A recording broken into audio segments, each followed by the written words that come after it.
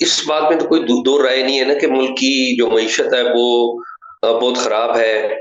आप देख लीजिए कि पेट्रोल की कीमतें किधर जा रही हैं, डॉलर की कीमतें किधर जा रही हैं। मेरे ये ख्याल है कि हम बहुत ज्यादा डिस्कस कर रहे हैं एक एस्पेक्ट को, है वो है फॉरेन इन्वेस्टमेंट। हम एक और चीज को जिसको डिस्कस नहीं कर रहे, वो है प्राइम मिनिस्टर अनवर काकड़ ने जो मीटिंग की सदारत की, और उस मीटिंग की सदारत में उन्होंने कहा कि ये जो पेट्रोल की स्मगलिंग है ईरानी पेट्रोल की, वो नहीं होगी। अब आप ये छोटी सी एक बात है, लेकिन मैं अब आपको थोड़ा सा चाहता हूं कि जरा इसको जरा इसका इसका पूरा कॉन्टेक्स्ट समझना बड़ा जरूरी है।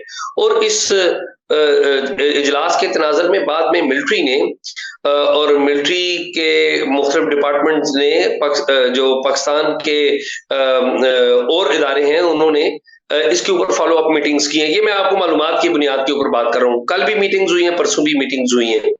तो पहले मीटिंग क्या हुई जिसमें आर्मी चीफ भी थे, प्राइम मिनिस्टर उसकी सदारत कर रहे थे। उन्होंने प्राइम मिनिस्टर ने कहा कि जी बात यह है कि इस वक्त बहुत बड़ी तादाद में जो पेट्रोल है ईरान का वो यहाँ से आ रहा है।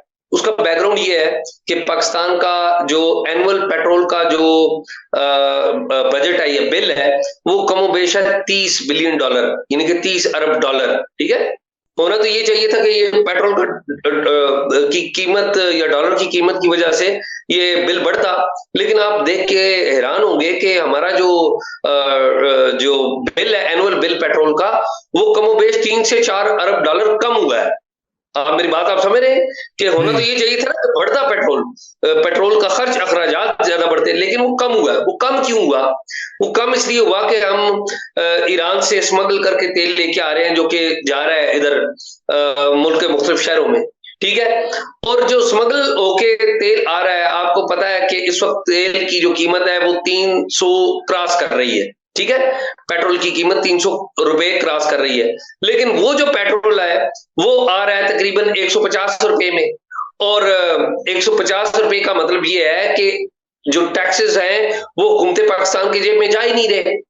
तो ये जो आपको अभी फाइनेंशियल एक इशू आ रहा है, उसकी एक बहुत बड़ी वजह यह है कि कमोबेश 3 अरब डॉलर प्लस माइनस के जो टैक्सेस हैं वो आपकी सरकार की जेब में नहीं आ रहे। ठीक है, एक तो वजह ये है। दूसरी वजह ये है ऑफ कोर्स जो ये है कि मुल्क में पॉलिटिकल इंस्टेबिलिटी है, और पॉलिटिकल इंस्टेबिलिटी की वजह से ये सारी बातें हो रही हैं। तो अब ये है कि इस जो पीरियड है, जो पता नहीं कितने अरसे रहेगा निगरान हुकूमत का दौर, तो उसमें जो पहली प्रायोरिटी जो दी जा रही है वो इसके ऊपर दी जा रही है कि स्मगलिंग हम खत्म करें।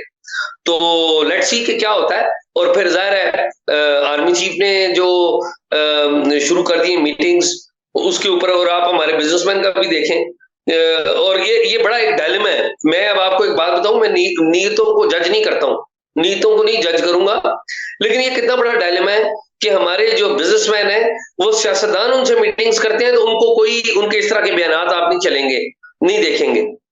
आर्मी चीफ ने मीटिंग की है तो वो इस तरह के बयान देते हैं। तो ये पॉलिटिकल पोलराइजेशन बड़ी खराब हो चुकी हुई है, बढ़ चुकी हुई है, जिसकी वजह से ये सारी चीजें हैं। मेरा ये ख्याल है कि जब पॉलिटिकल स्टेबिलिटी आएगी तो ये चीजें आई होप कि नॉर्मलाइज हों, आई होप कि नॉर्मलाइज हों। अब ये होप अगेंस्ट होप है या कुछ और है, आई डोंट नो, लेकिन लेट्स सी क्या होता है और कब होता है। ये बताइए कि दारुल हुकूमत इस्लामाबाद की फजा में क्या इस वक्त सरगोशियां या खबरें गर्दिश कर रही हैं, खुसूसन आर्मी चीफ साहब की ये इनिशिएटिव्स जो हैं इसके हवाले से? जी, ये जब आप लफ्ज इनिशिएटिव बोल रहे थे ना, आप बड़े मुस्कुरा रहे थे, तो मैंने इस बात को, आपकी जो बेनसतूर मुस्कुराहट है, इसको बड़ा एंजॉय किया। बात ये है रजा भाई, बात ये है कि आर्मी चीफ ने बिजनेसमैन से मिलना शुरू कर दिया है। इससे पहले जनरल बाजवा वो भी बिजनेसमैन से मिलते रहे हैं। उससे पहले आपको याद होगा कि जनरल अली शरीफ, उन्होंने भी ये सिलसिला शुरू किया हुआ था बिजनेसमैन से मुलाकात का।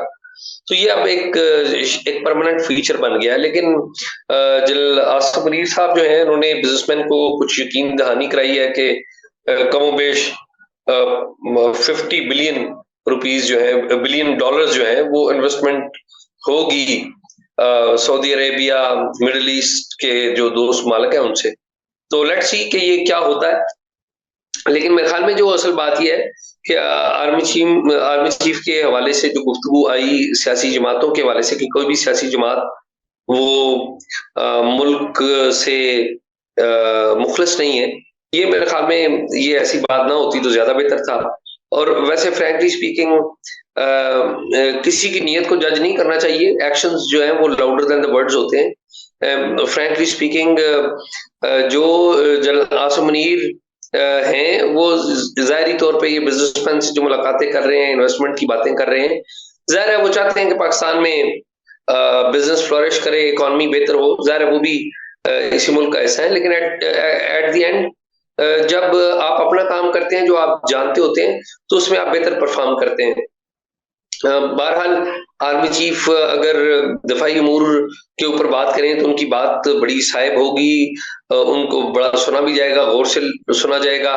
पाकिस्तान का जो एक हिस्टोरिक पस मंजर है मिलिट्री के रोल का हमारे सियासी अमूर में, उसमें उनका बिजनेसमैन से मिलना, अगर पाकिस्तान के हालात देखकर या एनवायरनमेंट देखकर बात करें तो इतना अजीब नहीं लगता, लेकिन पाकिस्तान का आइन देखकर बात करें तो वो मेरे ख्याल में कोई बात इतनी मुताबिकत नहीं रखती।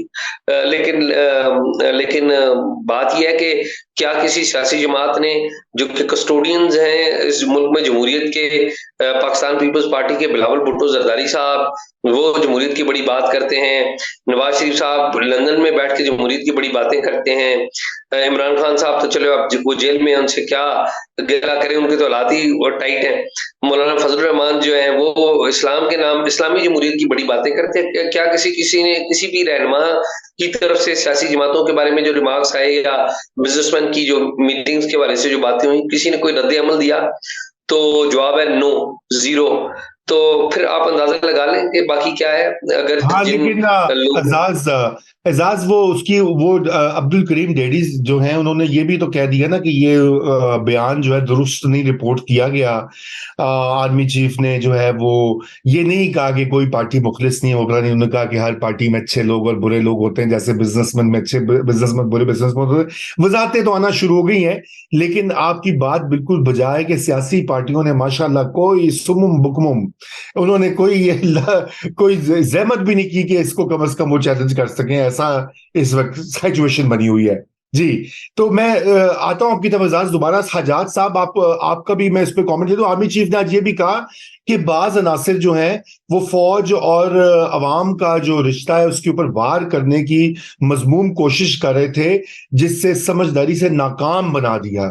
शायद ये May 9 का हवाला था, शायद ये PTI की जो जारहाना पॉलिसी रही है टुवर्ड्स द आर्मी चीफ मौजूदा, ये उसकी तरफ इशारा था या जनरल एक जिसे कहते हैं एक पॉलिसी स्टेटमेंट है? जी सजाद